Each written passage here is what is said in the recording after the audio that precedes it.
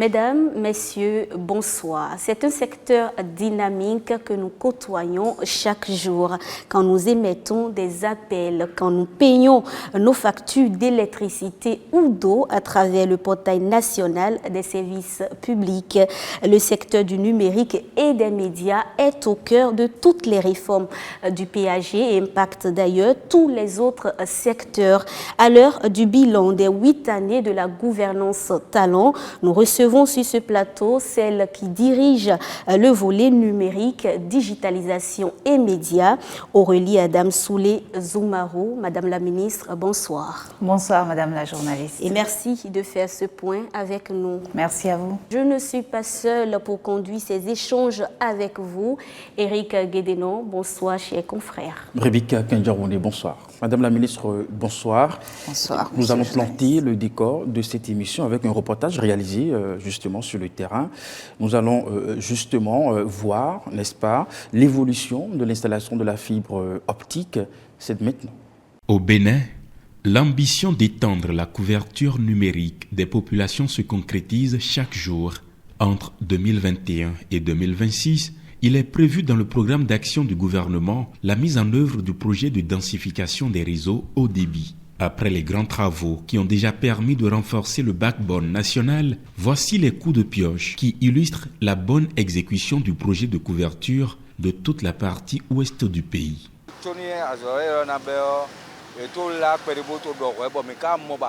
Avant que ces travaux ne démarrent, nous avons été informés, sensibilisés. Et selon nos compréhensions, à la fin, nous aurons une bonne connexion. Les téléchargements iront plus vite. Le projet a déjà pris en compte les communes de Komé, Lokossa, Dogo, Azové jusqu'à Abomey, où les travaux de tranchées qui sont en cours actuellement sont déjà bouclés. La fibre est déjà tirée de Komé jusqu'à Lokossa. Actuellement, nous sommes à Ouida, ici, où les travaux sont en cours. Nous sommes en train de faire les travaux de fouille. Les conduits dans lesquels nous allons faire passer les fibres seront posés. Une fois les conduits sont posés, les différentes chambres de tirage et de joints qui sont actuellement en fabrication seront posées. Après cette activité, le tirage de la fibre proprement dit va commencer. Ces travaux ont démarré depuis le dernier trimestre de l'année 2023 et sont déjà en phase terminale dans certaines localités. Les travaux évoluent de façon simultanée sur tous les sites concernés. Ouida, Tori, Alada. Nous avons aussi Toviklen, Koulekame, Dogo, Lalo qui va démarrer, ainsi que Boycon, Zobodome, Akasato, Zivier. Sur toute la partie ouest, le projet sera bouclé d'ici le mois de décembre. Je suis très contente de savoir que mon pays fait un pas en ce qui concerne l'apport du haut débit. Parce que nous pouvons remarquer qu'aujourd'hui, on est en train de tout digitaliser et numériser. Et avec une bonne connexion, on peut bien gérer. On enviait les États-Unis, mais d'ici peu, si tout cela se passe bien, on aura aussi le haut débit. Le très haut débit, au plus près de toutes les populations et entreprises béninoises, la réalité n'est pas loin. Et c'était à l'instant un reportage réalisé sur le terrain sur l'installation de la fibre optique. Madame la ministre, nous savons tous qu'il ne saurait y avoir développement numérique dans un pays sans la disponibilité de l'Internet de bonne qualité, accessible, mais surtout à moindre coût. Quel est aujourd'hui l'état des lieux de la couverture justement du territoire en matière d'Internet ? La téléphonie mobile, l'Internet sont devenus aujourd'hui des nécessités incontournables pour le quotidien des populations béninoises. Ce n'est plus à démontrer. Les populations, nos concitoyens en ont besoin pour s'informer, se divertir, travailler, vaquer à leurs occupations quotidiennes. Et en 2016, nous avons fait le constat d'un déficit de couverture mobile et Internet. Et suite à cela, le gouvernement, par des réformes profondes, a incité les opérateurs de télécommunications à investir davantage dans l'extension des réseaux et dans la qualité de service. Le résultat est là aujourd'hui, tangible. les populations béninoises sont couvertes en réseau mobile à plus de 90%, ce qui signifie que partout dans notre pays, presque partout, on peut capter le signal, on peut passer des appels, on peut utiliser les services mobiles et Internet, on peut utiliser le service mobile money pour payer, pour se faire payer en termes d'activité commerciale dans le cadre quotidien de ce que nous avons à faire en tant que population. Comme on peut le voir en 2015, c'est d'ailleurs le constat qui a été fait quand les diagnostics ont été posés en 2016, 40% à peine des populations du Bénin étaient couvertes en réseau 3G. Comme on le voit, cette couverture était très focalisée dans les zones à forte population, on va dire ça comme ça, mais certaines zones qui étaient quand même importantes aussi étaient assez négligées. Donc la carte le montre bien, la couverture 3G était assez maigre finalement. Et en plus de ça, on avait un retard technologique parce qu'en 2015, on était en droit d'espérer d'avoir des réseaux 4G au Bénin. Donc ce que nous avons fait avec les réformes et les projets, c'est de faire à la fois un bond en termes de couverture. Aujourd'hui, nous sommes à plus de 90% de couverture en 4G. On le voit sur la carte, c'est toutes les zones vertes, les zones jaunes et les zones rouges aussi. En fait, cette différence de couleur illustre juste des seuils techniques. Mais ce qui importe, c'est qu'on voit bien que notre pays, en termes de couverture, a fait un bond significatif. Et nous avons aussi fait un bond qualitatif en termes de technologie. Aujourd'hui, cette couverture dont on parle, c'est de la couverture 4G. Ça veut dire que nous avons aussi rattrapé notre retard technologique. Et aujourd'hui, avec la 5G, on a déjà des sites 5G au Bénin. Nous sommes encore plus en train de rattraper le retard parce que nous réduisons la durée entre l'apparition d'une technologie et son déploiement dans notre pays. C'est très important. Et nous avons tout dernièrement reçu également les données issues des associations donc, qui s'occupent de la mesure de ces couvertures sur la base des données terrain et qui nous confortent. Entre 2014 et 2023, c'est la partie verte, on voit bien comment on a évolué en termes de couverture dans notre pays pour arriver aujourd'hui à plus de 90%. Et les actions sont en cours pour l'atteinte d'une couverture de la population par les réseaux mobiles 4G à 97% d'ici 2026. C'est ce qu'on a vu notamment à travers les déploiements qu'on constate sur le terrain. Alors, au-delà de la fibre optique, au nombre des réalisations du gouvernement à travers le ministère dont vous avez la charge, il y a également l'école des métiers du numérique. On en a beaucoup entendu parler ces dernières années. C'est cette école-là qui permet aux Béninois d'apprendre et d'exercer des métiers en lien avec le numérique. Et justement, les premiers diplômés de cette école sont-ils déjà sortis ? Voilà, journaliste, je vais répondre à votre question sur l'école des métiers numériques, mais permettez-moi de revenir parce qu'on a vu un élément témoin assez important.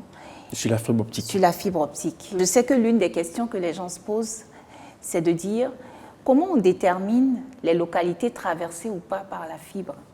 Nous avons, au niveau du Bénin, choisi, le gouvernement a fait l'option de la fibre. Il faut d'abord reconnaître que c'est la meilleure option parce que la fibre représente aujourd'hui la meilleure et la dernière technologie en termes d'accès au haut débit, au très haut débit. Donc, dans la programmation de déploiement, la première phase du déploiement de la fibre nous a permis d'avoir ce qu'on appelle en phase initiale une étude de conception, une étude pour déterminer le tracé optimal de la fibre. Et donc, ce qu'on fait, c'est qu'on regarde à la fois le pays, on regarde également les infrastructures qui sont déjà là, comme les routes, qui facilitent justement le passage de la fibre, et on détermine comment faire en sorte qu'on puisse couvrir du nord au sud, de l'est à l'ouest, pour que chaque point du territoire soit couvert en tenant compte de toutes ces contraintes, que chaque point du territoire soit couvert de façon rationnelle ensuite. C'est ce qui a permis de déterminer le tracé de ce qu'on appelle la dorsale. Donc, on va appeler ça la colonne vertébrale de la fibre optique dans notre pays. C'est un peu comme les axes routiers. On sait bien qu'on ne peut pas construire des autoroutes partout. Jusque devant les maisons des gens, il y a des autoroutes, il y a des voies plus restreintes. Donc, c'est la même chose pour la fibre. Et donc, cette autoroute de l'Internet, qui est le backbone, va du nord au sud. Dans une première phase, nous avons de quasiment Cotonou, Ouida, etc., jusqu'à Malanville, donc du nord au sud, et ensuite de l'autre côté de Porga jusqu'à Parakou, en passant par Djougou, pour adresser donc la partie nord-ouest, et de l'autre côté donc jusqu'à Segbana, de Kandi à Segbana. Donc ça permet de pouvoir, on va dire, donner un premier squelette à la fibre. Et c'est sur la base de ce tracé optimal qu'on détermine les communes traversées. C'est comme ça qu'on a pu, dans la première phase, avoir les 50 communes couvertes ou traversées par la fibre. Et qu'on voit à l'écran en couleur verte, je vais dire vert clair. Et donc, que personne ne pense que le choix des communes est fait sur une base subjective. Nous en avons 77, vous avez parlé de 50. Et je vais y venir. Donc, une fois qu'on finit de faire cette première phase de la dorsale, on fait ensuite ce qu'on appelle de la sécurisation, en déterminant les points de vulnérabilité du réseau. C'est quoi un point de vulnérabilité? Quand vous regardez, encore une fois, la carte à l'écran, vous allez vous rendre compte que si la fibre est par exemple coupée à hauteur de Dassa, avec ce qui est mis en place, le pays va être coupé en deux. Parce qu'il n'y a pas un autre chemin par lequel le trafic passera pour pouvoir acheminer donc, soit des appels ou des données du nord au sud. Donc c'est un point de vulnérabilité du réseau en fibre optique. Et donc, la deuxième phase consiste à pouvoir déterminer les tracés complémentaires à faire pour lever ces points de vulnérabilité du réseau. C'est ce qui fait que sur la carte affichée actuellement, vous avez des tronçons qui sont en rouge. Ce sont les tronçons qui ont été déterminés pour sécuriser le réseau, faire des boucles de façon à ce qu'en cas de coupure sur un tronçon, on puisse basculer sur l'autre. Et c'est comme ça que les communes supplémentaires traversées par la fibre sont déterminées. Et donc les 18 communes supplémentaires, 50 plus 18, ça fait 68, vont être déterminées de cette façon-là. Il nous en manque toujours. Et comme le gouvernement a à cœur justement d'adresser toutes les communes restantes vont aussi être connectées par cette fois-ci des technologies qui permettent, même si ce n'est pas de la fibre, d'amener le haut débit. Donc à terme, on aura les 77 communes de notre pays qui vont être adressées en termes de haut et de très haut débit. Aucune commune ne sera laissée de côté. Et il m'importait vraiment d'expliquer cela à nos concitoyens pour leur dire que le haut débit sera réellement dans toutes les communes et que le gouvernement a à cœur donc d'adresser tout le monde, puisque chacun veut bénéficier d'une connectivité de classe mondiale et cette aspiration est complètement normale. Alors, Madame la Ministre, on comprend aisément que l'Internet aujourd'hui soit indispensable pour nos concitoyens. On voit à travers vos explications l'effort que le gouvernement déploie pour l'installation de la fibre optique. Mais qu'en est-il du coup? Vous avez vos concitoyens qui estiment qu'on paye plus cher la connexion Internet au Bénin que dans les pays de la sous-région. Alors, on a une question sur l'École des métiers numériques, mais je vais rapidement répondre à cette question avant d'y aller. En fait, la question du coût rejoint celle des usages. Pour un consommateur, en termes de bonnes pratiques, quand vous voulez satisfaire un client, ce qui importe, c'est de lui proposer des offres qui non seulement répondent à ses besoins, mais qui entrent aussi dans ses contraintes budgétaires. C'est d'abord le premier élément de satisfaction d'un consommateur. Et au Bénin, on a quand même réussi cela. C'est-à-dire qu'aujourd'hui, avec la régulation faite par l'autorité de régulation, l'ARCEP Bénin, on s'assure que les consommateurs trouvent des offres qui répondent à leurs contraintes budgétaires. Vous voulez acheter pour une journée de données, vous pouvez. Pour une semaine, vous pouvez. Pour un mois, vous pouvez. Et si on vient maintenant, si je quitte la question des usages et de la politique des offres qui fait que tout le monde s'y retrouve, parlons maintenant des quantums. En 2015, 1 giga de données coûtait 4 000 francs CFA. Et avec les réformes que nous avons mises en place, les encadrements tarifaires, depuis, ce prix a été divisé par 4. Donc, entre 2015 et 2024, en 9 ans, on a divisé ce prix par 4. Et ensuite, je crois qu'il est important de revenir aux principes qui permettent de comparer les pays. Parce qu'on a souvent tendance à prendre, par exemple, une offre d'un pays voisin qui n'est pas comparable à une offre de notre pays et dire non, mais moi là-bas j'ai une offre à 100 francs, ici j'ai une offre à 200, donc c'est le double. Ce n'est pas la même chose. Les offres répondent à des dynamiques. Vous avez la durée, vous avez le volume de données, vous avez des offres qui sont plutôt des offres nuit par exemple. Enfin, il y a tout un ensemble d'éléments qu'il faut intégrer. Mais pour réconcilier tout ça, heureusement, nous avons des organismes internationaux qui s'occupent de ces questions et qui fixent des seuils. La Commission large bande de l'Union internationale des télécommunications et de l'UNESCO a déclaré il y a quelques années que pour pouvoir dire dans un pays qu'on a atteint l'abordabilité des services au niveau des coûts, il faudrait que le haut débit d'entrée de gamme, comme on dit, celui qui permet à chacun d'être sur le réseau, coûte au maximum 2% du revenu national brut par habitant et par mois. C'est-à-dire qu'il y a un ratio entre le coût du service et le revenu national brut. Et ce ratio ne doit pas dépasser 2%. Et là, on parle d'abordabilité.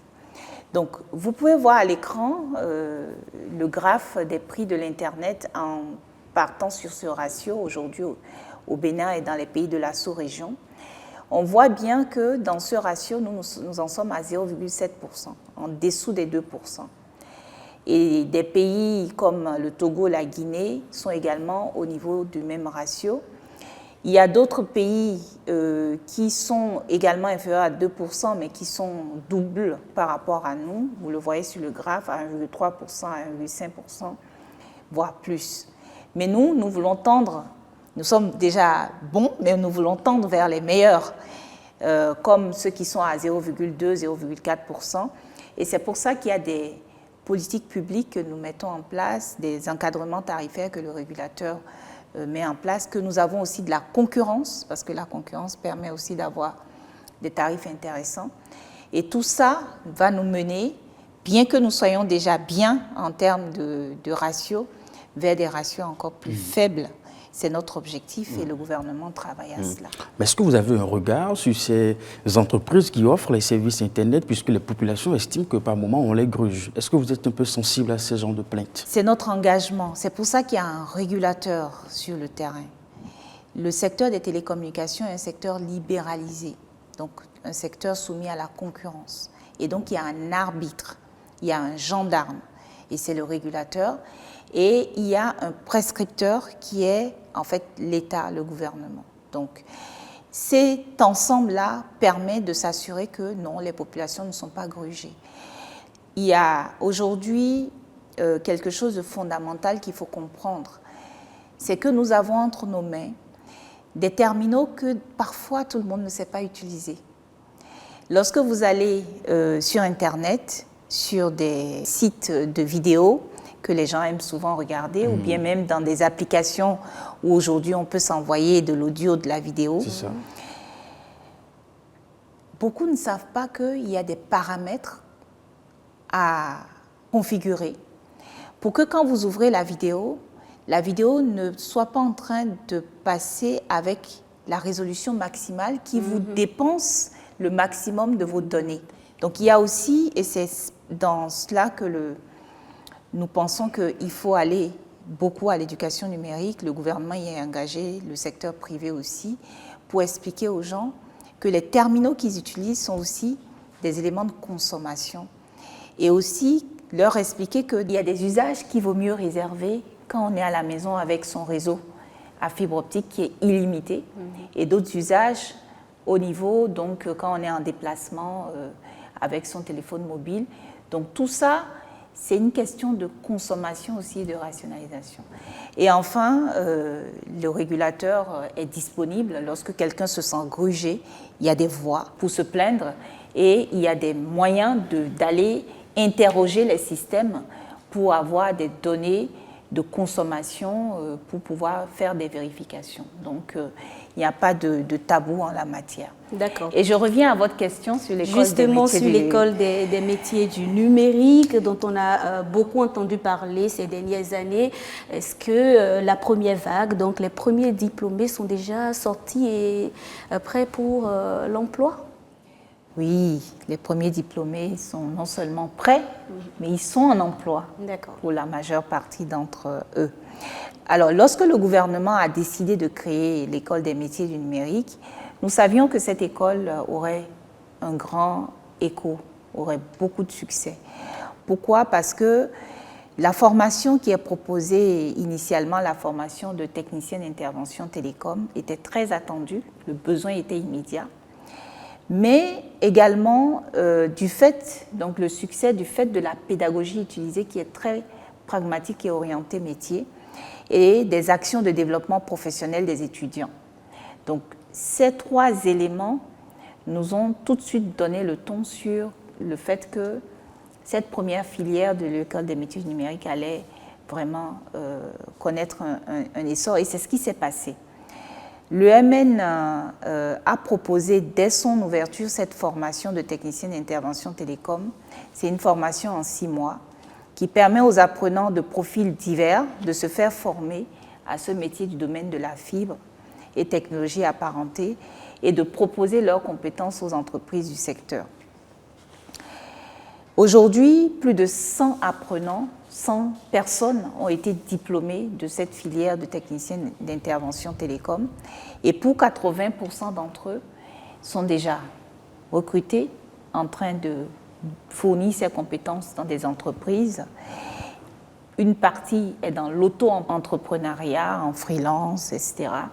Et une autre partie qui ont décidé d'aller soit continuer parce qu'ils ont tellement aimé cette première phase qu'ils ont décidé d'aller vers des métiers complémentaires avant de venir proposer leurs compétences. Et depuis l'année dernière, nous avons travaillé à proposer une nouvelle filière, qui est une filière dénommée référent digital, qui vient combler pour nos petites et moyennes entreprises et autres organisations de petite taille le déficit de personnes dotées d'un large spectre de compétences métiers relatifs à la transformation numérique en entreprise ou dans des organisations. Alors, le référent digital, c'est comme un couteau suisse numérique. C'est le monsieur ou la dame qui sait à peu près tout faire quand il s'agit du numérique dans une entreprise. Il peut vous aider avec le site web, il peut vous proposer des solutions de dématérialisation, il peut aider les collaborateurs de l'organisation à être formés à l'utilisation numérique, vous guider par exemple pour, en tant qu'entreprise, faire des démarches administratives sur le portail des e-services. Donc, c'est la personne qui propose les solutions et les outils numériques à l'entreprise dans sa transformation numérique. Et dans un pays comme le nôtre, en pleine transformation, évidemment, aujourd'hui, toutes les entreprises ont envie aussi d'engager leur transformation et de faire en sorte de suivre la dynamique impulsée par le gouvernement. Et c'est ce qui fait que les 23 référents digitaux qui sont actuellement en formation au titre de la première cohorte sont très attendus. On sait que dès qu'ils auront terminé leur formation, dans quelques mois, des entreprises de la place voudront les avoir. Et nous allons continuer à former. L'école des métiers du numérique, vraiment, illustre cet engagement de l'État à renverser la tendance de cette formation générale non adaptée aux entreprises. Nous voulons former la jeunesse au métier en ce qui concerne le numérique, au métier du numérique, apporter ainsi les compétences essentielles au monde d'aujourd'hui et une valeur ajoutée significative à notre économie, à l'économie nationale. Et puisque nous parlons de l'école des métiers numériques, je veux aussi, de façon plus générale en termes de compétences numériques, dire que nous avons eu à faire des actions importantes par le passé, puisque nous faisons le bilan de nos actions, de notre action gouvernementale. Nous avons eu un programme qui était dénommé Bénin Digital Tour, qui a vraiment fait le tour du Bénin selon un trajet itinérant. Je crois qu'on a parcouru à peu près 50 communes. Et le Bénin Digital Tour a permis de former plus de 20 000 personnes directement dans leur localité aux compétences numériques et leur donner donc tous les outils, les astuces pour qu'ils puissent être plus conversants avec les outils et les terminaux numériques. Et parmi ces 20 000 personnes, près de 6 000 femmes. On sait à quel point c'est important d'inclure les femmes dans tout ce que nous faisons. Le ministère du Numérique a aussi mis en œuvre une initiative dénommée LEARN, levier d'apprentissage et de reconversion dans le numérique. C'est une offre de professionnalisation ou encore de reconversion pour certains, donc orientée vers la jeunesse pour leur faire découvrir les métiers du numérique, aller même plus que la découverte, les former, les professionnaliser. Et à ce titre, nous avons, à titre pilote, nous avons formé 50 jeunes aux compétences professionnelles du secteur du numérique et ensuite ces jeunes ont été insérés dans des entreprises. Il y a eu de belles histoires au cours de cette initiative. On avait un jeune qui avait fini d'étudier dans une filière plus générale, qui ne trouvait pas un emploi décent et qui a décidé d'aller ouvrir une blanchisserie dans le nord du pays et qui a postulé, qui après les tests, il faut dire qu'on a quand même reçu 11 000 candidatures, a passé toutes les étapes de sélection.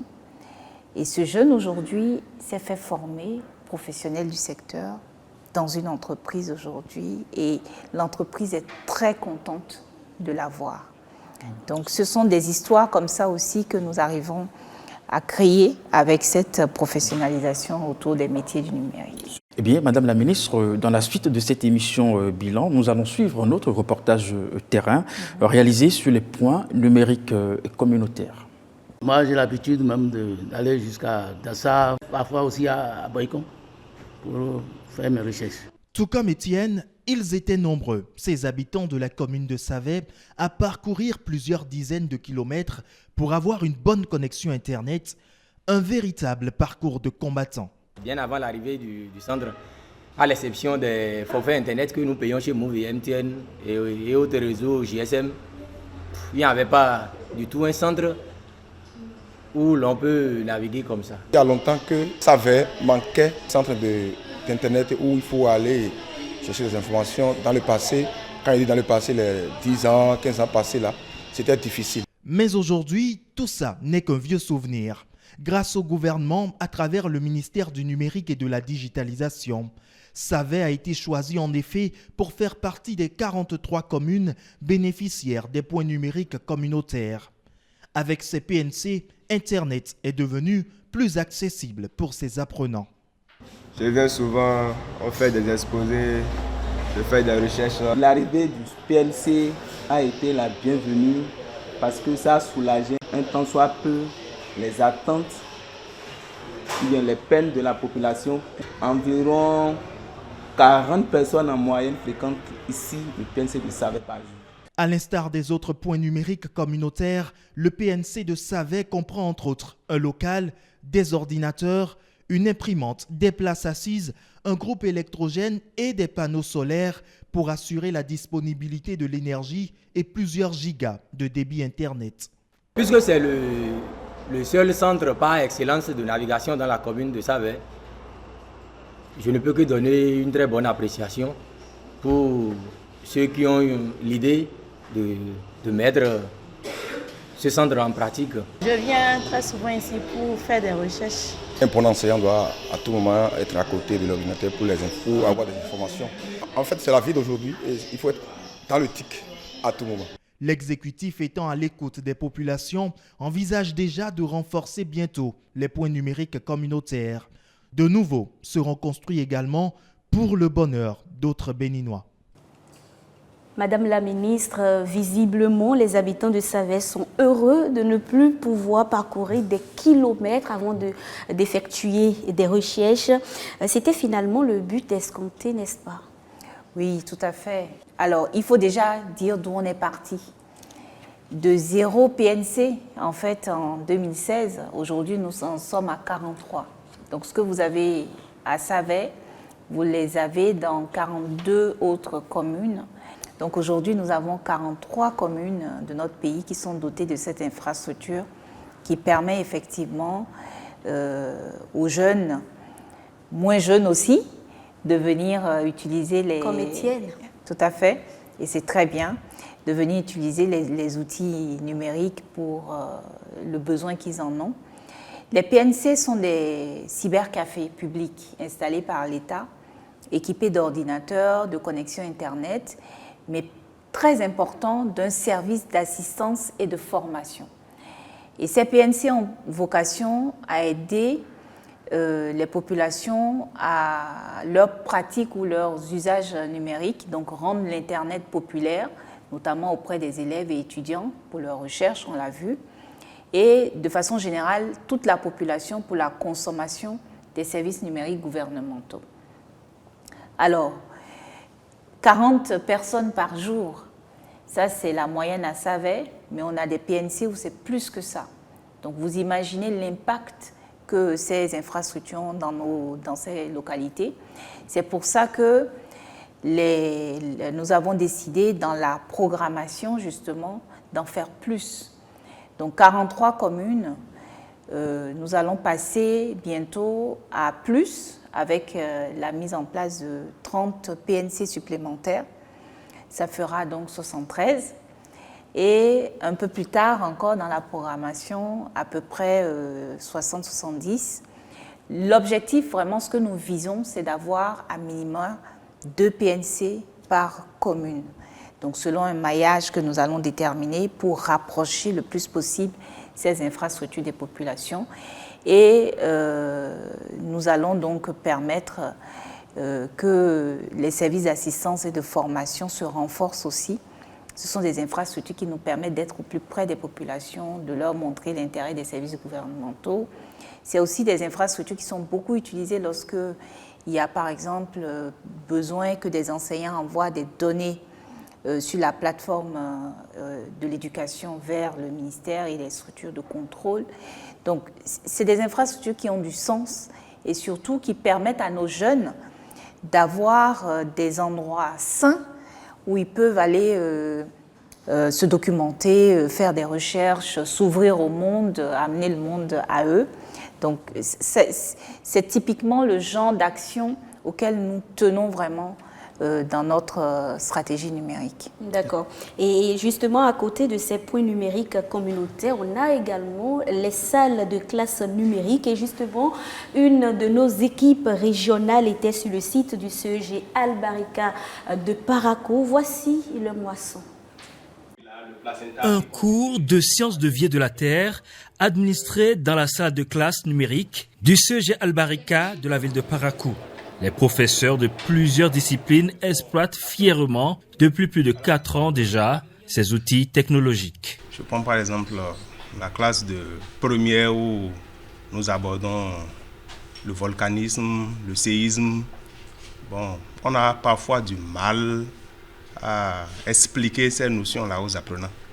Donc quand on vient projeter au fait des vidéogrammes qui expliquent un peu le déroulement de ces mécanismes-là, ils ont beaucoup plus de facilité à pouvoir se retrouver. Il n'y a pas cet enseignant aujourd'hui qui n'utilise plus le numérique. Presque tous utilisent le numérique, seulement que c'est leur manière de l'utiliser qui reste parfait. Les élèves ont la joie d'apprendre dans ce cocon numérique d'où ils ressortent chaque fois un peu plus transformés. Avec la salle, je me suis plus perfectionné en informatique. J'ai appris à utiliser Excel par exemple. Excel avec Word, à manipuler ça, à créer des sites par exemple. On nous a appris comment faire des recherches sur Google, comment ouvrir un compte Gmail par exemple. Pour faire les exposés par exemple, où on aura besoin de se tracasser, aller partout dans les cyber, nous avons la possibilité de le faire dans le CG avec la salle informatique aussi qui est là. Et je n'ai plus cette impression de voir que bon, lorsqu'on parle d'une école publique, c'est une école pour les pauvres ou bien pour les personnes qui sont un peu plus en arrière. Je me sens même je suis un peu plus privilégiée que même ceux-là qui font le privé, je suis plus à l'aise. On a la capacité de voir les images en couleur et de pouvoir les interpréter. Dans cette salle qui facilite non seulement les recherches, mais aussi l'acquisition des compétences chez les apprenants, des génies se forment également. Le mois d'avril passé, le collège a eu la chance de participer à une compétition robotique à l'agence de développement Semen City, mais malheureusement a occupé la 5e place sur les 12 équipes en compétition. On sent vraiment que les élèves sont impactés positivement dans le domaine. C'est une initiative à louer. Moi, j'estime même que ça doit être généralisé dans tous les établissements second cycle. Après 6 ans d'exploitation, l'entretien de ce joyau se poursuit pour plus de performances dans les établissements publics. Madame la ministre, point numérique communautaire, salle numérique érigée un peu partout dans certains établissements scolaires d'excellence. Alors, les résultats engrangés grâce à ces initiatives sont-ils à la hauteur des attentes des communautés? Après ce qu'on vient de voir, je pense que dans la le collège réponse public, est évidente. Ces salles numériques sont un vrai joyau dans les établissements dans lesquels nous les avons installés. Nous sommes partis de quelques initiatives isolées, peu structurées qu'on a eues en 2015, qu'on est venu trouver. Et aujourd'hui, nous sommes à 34 salles de classe numériques, et dont 3, il faut le souligner, pour les personnes en situation de handicap. Pour une forme d'inclusion. D'inclusion, exactement.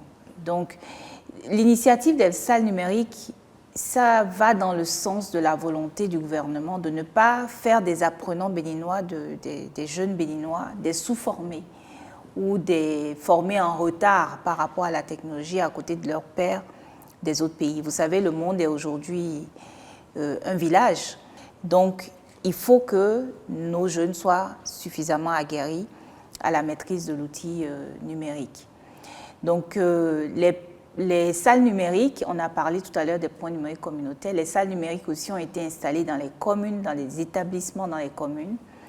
Et toujours, je tiens à le dire, ceux qui n'en ont pas pour le moment dans leur commune en auront. Parce que nous prévoyons le déploiement prochain des salles numériques. Donc, on en a 34 aujourd'hui, nous allons en déployer 31 autres de façon progressive et encore plus au fur et à mesure du temps. Donc c'est comme les PNC, l'objectif c'est vraiment de généraliser et de permettre à chacun de pouvoir dire les belles choses qu'on a entendues que ces élèves disent. Je suis touchée d'entendre que le sentiment de cette jeune élève soit de dire je suis même plus privilégiée dans le public que mes pairs qui sont dans le privé. Donc le public n'est plus vu comme le parent pauvre de l'éducation et c'est très important. C'est pour ça que ces actions sont importantes pour nous. Puisque nous sommes en train de parler du secteur de l'éducation, en 8 ans de gouvernance, comment le numérique a-t-il réellement impacté le secteur de l'éducation? Quand on parle d'impact, moi je dis souvent il faut écouter ceux pour lesquels on travaille. Nous travaillons pour nos concitoyens. Et quand j'écoute ce que j'entends souvent dans le secteur de l'éducation qui crève l'écran, je vais dire, c'est la plateforme e-résultats. Que ce soit les parents, que ce soit les enseignants, les apprenants, tout le monde est unanime sur ce que cette plateforme a apporté. Le fait de pouvoir consulter les résultats à distance, de ne pas avoir à se déplacer. Donc la plateforme e-résultats, de mon point de vue, représente pour tout le monde, je vais dire, une plateforme clé que nous avons pu mettre à disposition de nos populations. De la même façon, la plateforme Après mon bac, qui a permis donc aux nouveaux bacheliers de pouvoir communiquer leur choix de filière Et s'orienter. Voilà, pour s'orienter. Et ensuite, au ministère de l'Enseignement supérieur, de les affecter donc, selon un certain nombre de critères transparents. Donc cette plateforme aussi a beaucoup d'écho auprès du secteur, des acteurs du secteur de l'éducation. Maintenant, on ne peut pas non plus parler des acquis de nos actions dans le secteur de l'éducation en matière de transformation numérique sans parler du réseau béninois d'éducation et de recherche. Nous avons eu des avancées remarquables en quelques années quand il s'agit donc de doter nos universités d'outils et de systèmes numériques. Aujourd'hui, 10 sites universitaires qui incluent l'Université d'Abomey-Calavi, l'Université de Parakou et d'autres sites comme la FSS, l'ENEAM, etc. Donc 10 sites ont pu être connectés par la fibre et interconnectés entre eux pour former ce réseau béninois d'éducation et de recherche qui permet à un étudiant qui est sur un des sites d'avoir accès aux ressources pédagogiques disponibles sur l'autre site, l'un ou l'autre des sites interconnectés. Et parce que notre réseau béninois d'éducation et de recherche est aussi connecté au réseau ouest-africain et central d'éducation, ces étudiants accéder également à des ressources qui sont disponibles dans d'autres pays. Et cela leur permet de ne pas avoir besoin d'acquérir physiquement des livres, ce genre de choses, ou bien même d'accéder à des systèmes comme des calculateurs qui se trouvent sur d'autres sites universitaires afin de faire leurs recherches et de pouvoir se former sans difficulté. Donc plus de 120 000 étudiants aujourd'hui bénéficient de ce réseau béninois d'éducation et de recherche. Et en termes de perspective, nous prévoyons déjà, nous avons démarré les actions dans ce sens, de connecter et d'interconnecter à ce réseau les 13 sites universitaires publics restants. C'est notamment le CBLAE, l'INMES et j'en passe. Et les actions également de conception, de réflexion sont en cours pour voir de quelle façon les universités privées peuvent également rejoindre cette initiative, parce que c'est du Bénin qu'il s'agit, et donc nous allons faire en sorte que tout le monde soit inclus. Et nous restons toujours dans l'éducation pour évoquer un autre impact peut-être un peu négatif. L'émergence de la cybercriminalité, c'est un problème d'éducation. Il n'y a pas de jour qui ne passe où on n'a pas arrêté des jeunes véritablement dans ce genre d'affaires. Vous êtes un peu triste ? Le phénomène de la cybercriminalité, effectivement, c'est un phénomène que nous avons vécu, détecté et que nous avons pris avec la mesure nécessaire face à ce type de phénomène. Nous ne pouvons pas, le gouvernement est ferme là-dessus, laisser notre jeunesse être victime de ce système-là. Je dis victime, mais il faut quand même nuancer que certains choisissent aussi d'y aller. Donc il faut à la fois effectivement les actions qui permettent aux jeunes d'avoir accès à des formations qui leur permettent de mettre en valeur leurs compétences dans des entreprises, dans des activités saines. C'est pour ça que nous faisons tout ce que nous faisons en matière de formation, l'école des métiers numériques, les actions de professionnalisation. Si un jeune au Bénin aujourd'hui veut se faire former dans le numérique et mettre ses compétences dans des activités licites et utiles, il en a la possibilité. Par contre, celui qui choisit d'utiliser ses connaissances pour des actions illicites, la loi est là aussi pour lui rappeler qu'on ne peut pas violer les dispositions réglementaires qui sont dans le pays. Donc, nous avons aussi eu des actions de sensibilisation qui continuent d'ailleurs de passer sur les médias. Donc, c'est important que tout le monde se mette et s'engage dans ce combat pour que la cybercriminalité soit vue bientôt comme un souvenir et non pas quelque chose qu'on continue de vivre. Alors, nous allons passer à un autre chapitre. J'ai fait une expérience personnelle. J'ai pu me faire délivrer en ligne une pièce administrative et j'ai ainsi pu expérimenter l'usage de la plateforme e-service de l'État. Mais à côté de ça, Madame la Ministre, on le sait, des plaintes s'élèvent aussi relativement au délai parfois lent, justement, de délivrance de certains e-services. Madame la ministre, que fait le gouvernement face à une telle situation? Surtout la délivrance du casier judiciaire. D'abord, je vous remercie pour votre retour d'expérience et de ce que j'entends, ça s'est plutôt bien passé.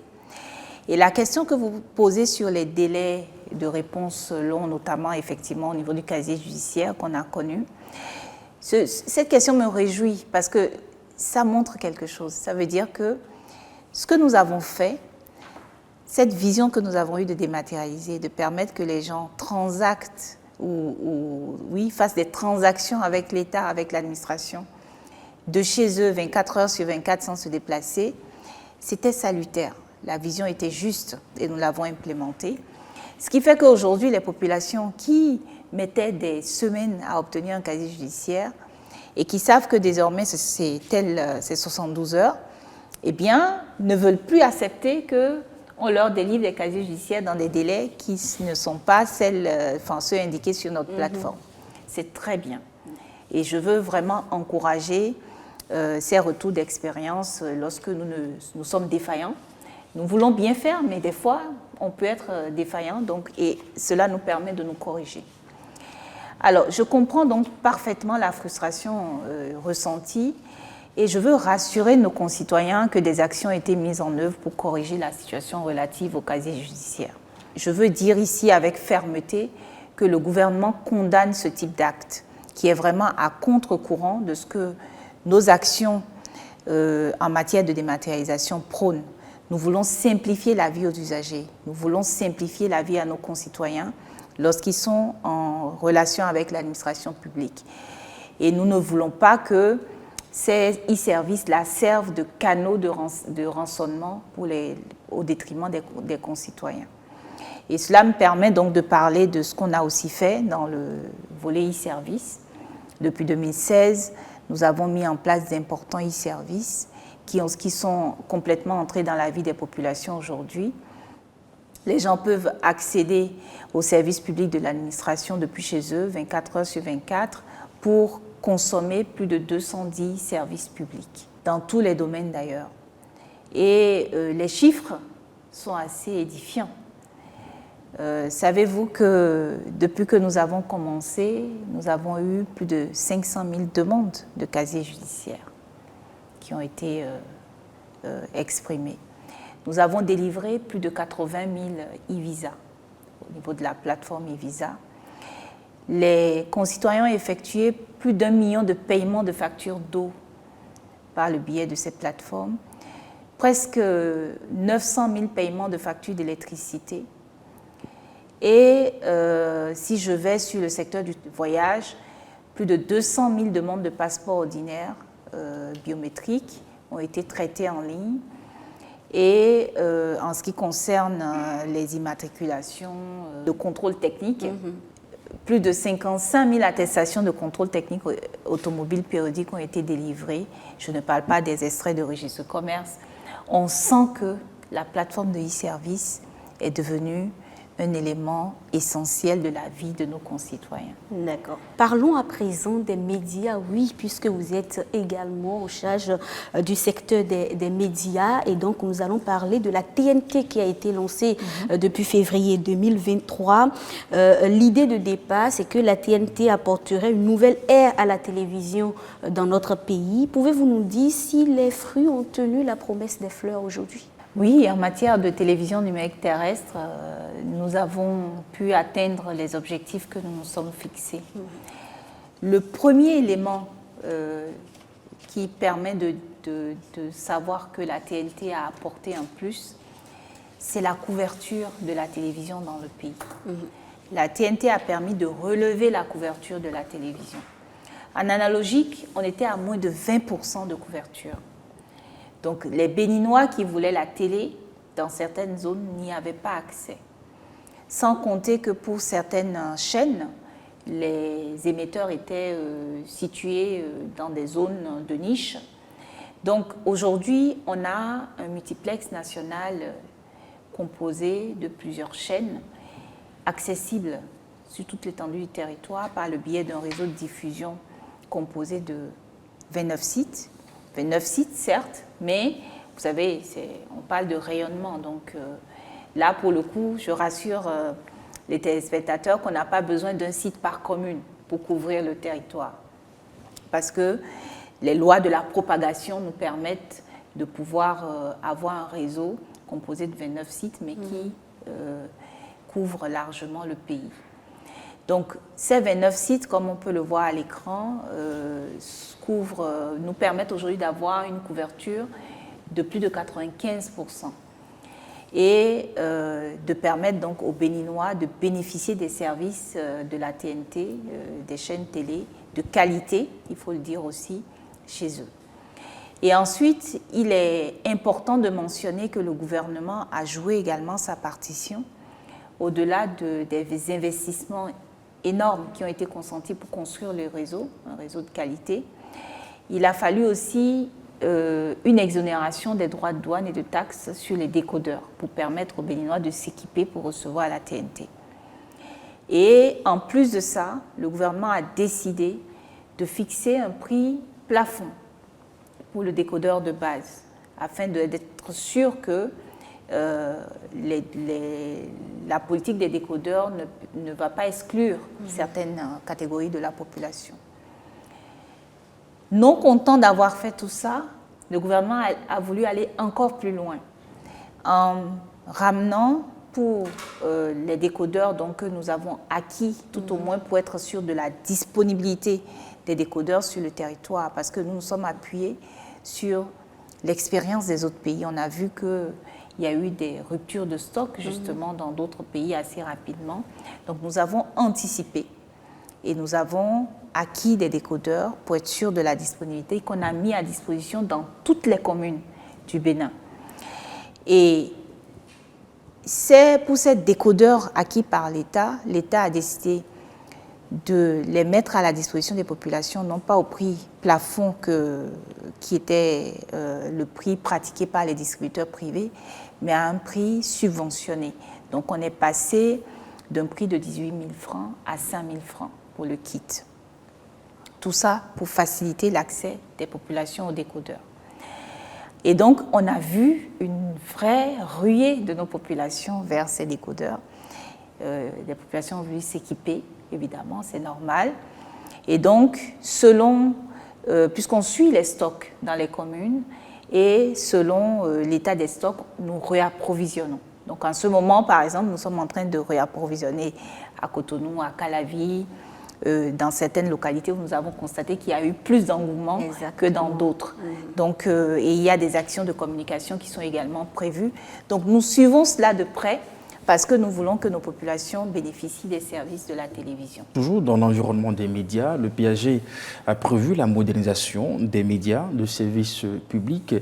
Est-ce que cela se matérialise déjà à travers ce que nous voyons avec la SRTB? Le projet de modernisation des médias publics a plusieurs volets. Mais vous avez raison, le volet de la réforme relative à la Société de radio et de télévision du Bénin en fait partie. Mais ce n'est pas le seul. Donc je peux peut-être commencer par ce volet et ensuite expliquer les volets complémentaires. Donc la création de la SRTB, donc la Société de radio et de télévision du Bénin, est un volet, comme je le dis, du programme d'action du gouvernement de projet de modernisation des médias de service public. Cette société a été créée pour matérialiser la vision du gouvernement d'avoir un groupe de médias publics performants qui sert la population, qui est au niveau de standard que la population a un droit de demander. Et donc la SRTB est née de la fusion de l'ORTB, l'Office de radiodiffusion et de télévision du Bénin, et du CMAJB, le Centre multimédia des adolescents et des jeunes du Bénin. La SRTB est née avec la vocation donc de fédérer les chaînes de télévision et de radio de l'ex-ORTB et de l'ex-CMAJB et en plus à créer une nouvelle chaîne. Donc c'est comme une fêtière, mais avec cette transformation en société, nous allons assister à un mode de fonctionnement propice à un groupe de médias qui veut se bâtir pour aujourd'hui et pour demain. Le gouvernement a déjà consenti des investissements importants. Ces investissements vont continuer et au sein de la SRTB, nous allons pouvoir donc créer cette émulation, dynamiser encore plus le travail qui est fait par les agents des anciennes structures qui ont fusionné, donner encore plus de moyens et mettre en place des procédures qui permettront, et des processus évidemment, qui permettront d'impulser encore plus loin la dynamique qui a déjà été entamée. Alors, s'agissant des médias du groupe, nous avons 3 chaînes de télévision. Il y a Bénin TV, qui est la première chaîne de télévision. Schématiquement, il faut voir une nouvelle ORTB, en fait. Donc, c'est la chaîne généraliste d'information à portée nationale et internationale. Nous aurons une deuxième chaîne de télévision, ça c'est la nouvelle chaîne, c'est Bénin TV Alafia, qui est une chaîne qui va éditer exclusivement en langue locale et qui va donc valoriser nos cultures tout en donnant l'information dans les langues et permettre donc à nos concitoyens non locuteurs de langue internationale d'accéder à l'information et au savoir. Troisième chaîne, c'est Bénin TV Junior, qui est la chaîne enfance du groupe. Parce que nous croyons que nos enfants aussi, on a parlé de la jeunesse tout à l'heure, doivent vivre également cette révélation de notre pays, parce que c'est la génération qui viendra continuer l'œuvre. Donc il faut pouvoir donner la possibilité à ces enfants-là de vivre une chaîne des contenus télévisuels qui les plonge également dans cette révélation de notre pays. Et au niveau des radios, des médias radio, nous aurons 4 chaînes de radio. Nous avons 4 chaînes de radio. Radio Bénin, la chaîne nationale de radio, chaîne phare de service public, porteuse de nos valeurs nationales qui rend compte de l'actualité nationale. Nous avons Radio Bénin Alafia, qui est la radio en langue nationale. Aujourd'hui, Radio Bénin Alafia édite en 18 langues nationales. Et donc, c'est une radio que nous avons constatée qui est aussi très ancrée, en fait, dans la tête de nos concitoyens, compte tenu des programmes qui sont édités. Et nous avons Radio Parakou, la radio de proximité dans le nord du Bénin, qui va donc absorber Septentrional FM pour faire une radio plus forte. Et la 4e radio, qui est nouvelle, née de la fusion d'Ado FM et d'Atlantique FM, c'est la radio Kif FM, qui est la radio jeune de divertissement et d'exposition de nos meilleurs talents, artistes, musiciens, etc.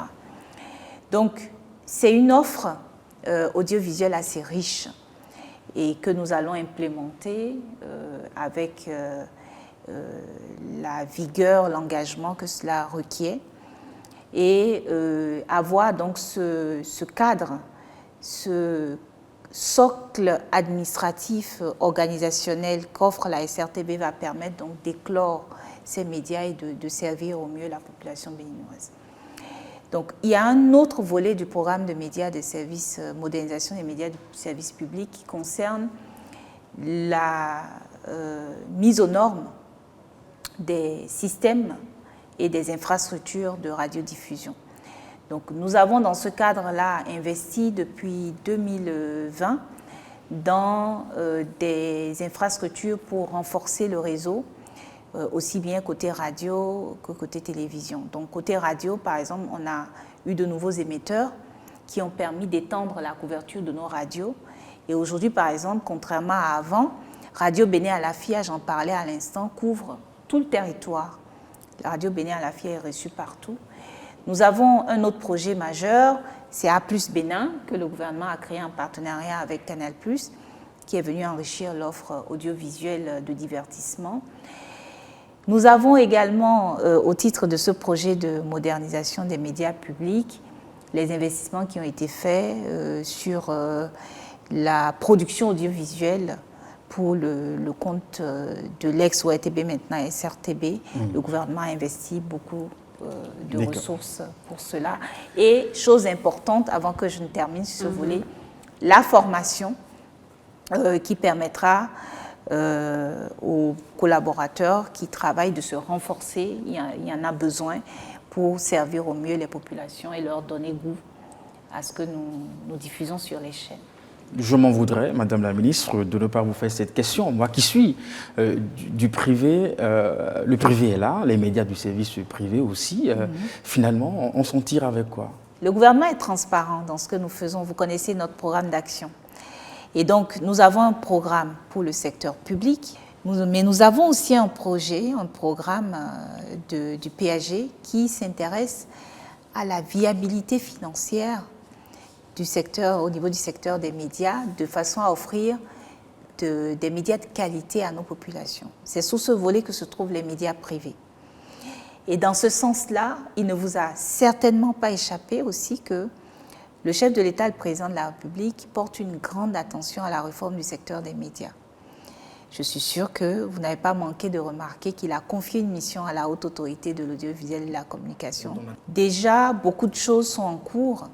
Je peux vous dire que nous avons un travail autour de la loi sur la communication publicitaire qui est en train de se faire, parce que qui parle de viabilité dit qu'il faut rechercher justement par où cette viabilité va venir. La viabilité ne vient pas des subventions, elle vient d'une vraie activité économique, d'un modèle économique. Donc la communication publicitaire qui jusqu'ici n'était pas allée au bout de sa réorganisation doit se faire. Donc ce texte réglementaire, cette proposition est en train d'être finalisée pour être portée devant la représentation nationale. Et je suis sûre qu'il y a des personnes qui nous regardent qui, elles, sont au niveau des radios communautaires, parce que ces radios sont très importantes pour notre pays. C'est vers elles qu'on se tourne pour amener de l'information de proximité.